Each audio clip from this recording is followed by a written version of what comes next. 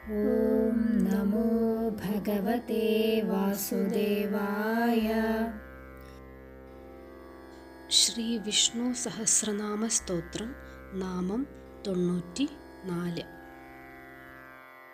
ഓം സർവദർശനായ നമഃ. ഓം അജായ നമഃ. ഹരേ കൃഷ്ണ ഹരേ കൃഷ്ണ കൃഷ്ണ കൃഷ്ണ ഹരേ ഹരേ, ഹരേ രാമ രാമ രാമ ഹരേ ഹരേ. നാമം 94. സർവദർശനഃ,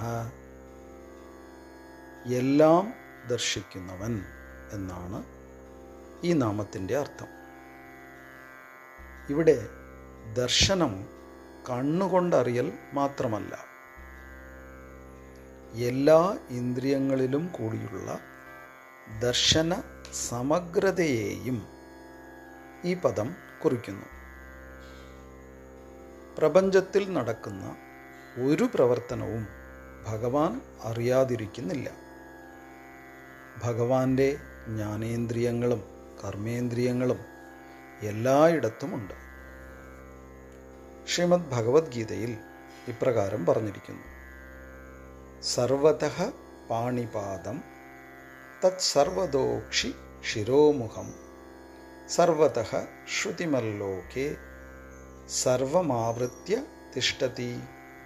അതായത് കൈകാലുകളും തലകളും മുഖങ്ങളും നേത്രങ്ങളും ചെവികളും എല്ലായിടത്തും വ്യാപിപ്പിച്ചുകൊണ്ട് പരമാത്മാവ് സർവവ്യാപിയായി സ്ഥിതി ചെയ്യുന്നു. ദർശനത്തിന് തത്വസംഹിത എന്നും അർത്ഥമുണ്ട്.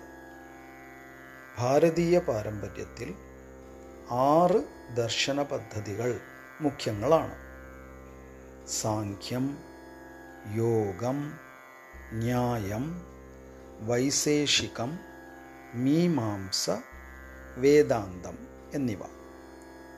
അവയെ മൊത്തത്തിൽ ഷഡ് ദർശനങ്ങൾ എന്ന് പറയാറുണ്ട്.